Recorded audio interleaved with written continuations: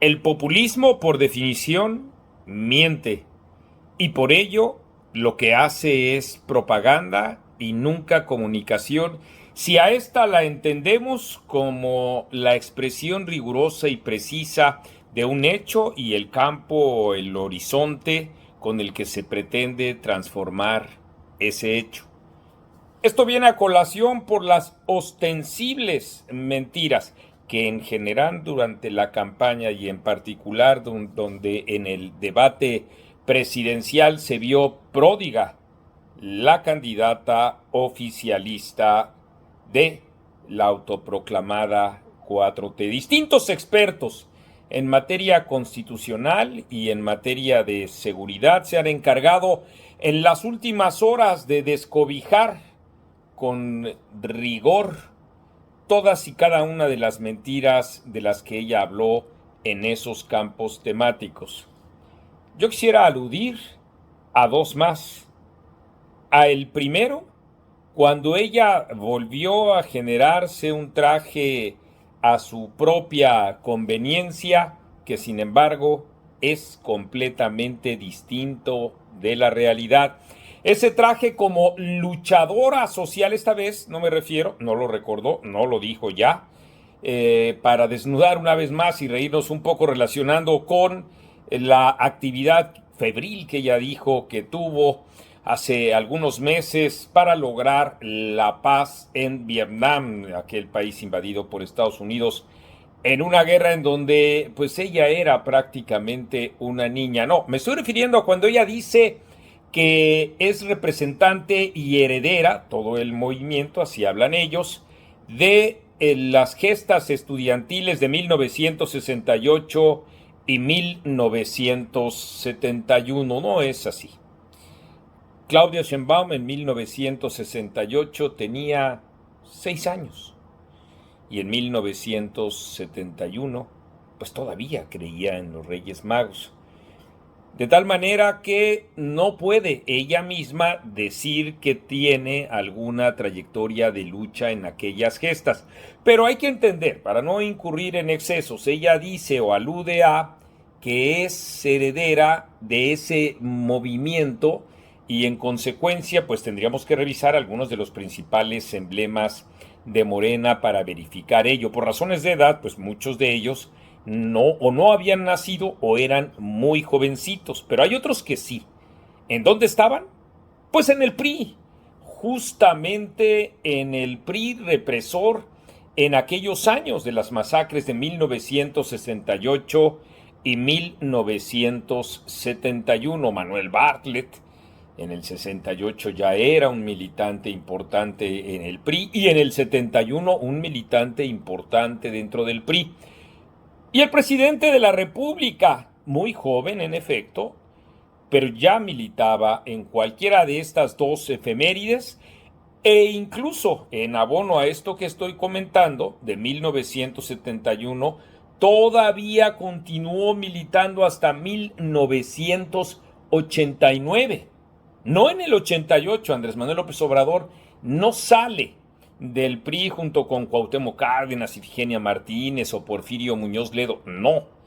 Él sale en 1989 cuando no es ungido candidato al gobierno de Tabasco por ese partido.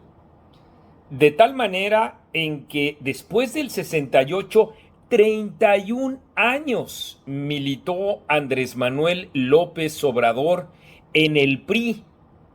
Pero además también hay que señalar que el propio tabasqueño durante su carrera, ya incluso fuera del PRI, jamás ha condenado estos dos episodios de Marras. De tal suerte que no podemos, con rigor, si en verdad lo tenemos, afirmar o convalidar lo que dice Claudia Sheinbaum, quien también dijo que ella había participado en grandes movimientos estudiantiles y sindicales como líder y de los trabajadores en la UNAM. Aquí hay que señalar lo que hemos dicho una y otra vez. Claudia Sheinbaum fue un testigo presencial con cierto protagonismo, en efecto, por ser la pareja en ese entonces de uno de los tres líderes principales, Carlos Simas, pero ella nunca presentó una propuesta de contenido, de reforma universitaria, ni tampoco, por supuesto, ninguna línea de dirección política. Fue, eso sí, una, dicho sea de paso, me consta, digamos, organizadora, muy gritona para decirle a los compañeros qué es lo que tienen que hacer o cómo se tienen que mover y o sentar en determinados eventos en donde el Consejo Estudiantil Universitario de 1986-1987 convocaba, y esa era, digamos, la tarea fundamental de Claudia Sheinbaum, en modo alguno como una líder o una dirigente del movimiento estudiantil. Lo que sí se puede decir es que a partir de 1987 y como parte de los saldos que arrojó este movimiento, ella se incorporó al personal académico de la Universidad Nacional Autónoma de México, al Sindicato de Trabajadores de la UNAM, al STUNAM. Ya después cambió a ese sindicato blanco que se les llama, dócil, digamos, amañado en sus principales acuerdos, y porque a ella le convino, pues se pasó justamente a el APA-UNAM. Pero bueno, sigamos con ello.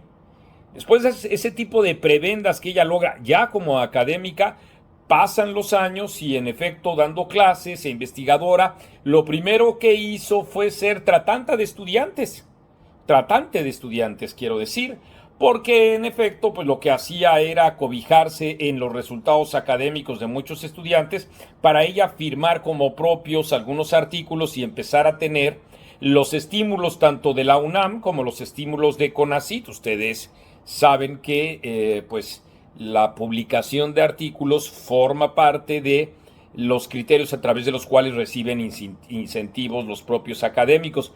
Pero también, como hemos comentado, 16 licencias, muchas de ellas, 9 al menos, con goce de sueldo, son las que ha tenido Claudia Sheinbaum como para decir que era aviadora y que cobra sin trabajar, de tal manera que nanay que movimiento de los trabajadores, ella se cambió y dejó de estar en el STUNAM, y como queda claro en un documento que ella misma difunde. Y nanay que ella tenga una carrera académica por las razones que también he comentado, y menos todavía como para decir que ella ha participado en todos esos movimientos sindicales de la Universidad Nacional Autónoma de México. Quienes sí participaron han dejado testimonio de ello por escrito, académicos que siguen, por cierto, en el STUNAM, que formaron, digamos, parte de la historia del STUNAM, incluso como fundadores del propio Sindicato de Trabajadores de la UNAM. De tal suerte que ahí, en esos vectores, también Claudia Sheinbaum mintió. Creo que en esas lides bien pudo en el debate la propia Xóchitl Gálvez desnudar esta serie de mentiras con las que con muchísima facilidad así incurre, y con ese rostro soberbio y esas caras burlonas que Claudia Sheinbaum tiene para en efecto evadir los cuestionamientos. Nada de que no caigo en las provocaciones, lo que pasa es que ella misma no puede contestar. Valgan estos dos ejemplos más que se suman a los que han dado los otros expertos que, como he dicho, también han demostrado la serie de mentiras que Claudia Sheinbaum ha dicho en relación con la inseguridad y lo que ha dicho en relación con las transformaciones que ella se plantea para la Suprema Corte de Justicia de la Nación. Sirvan entonces, reitero, estos elementos para la consideración del voto.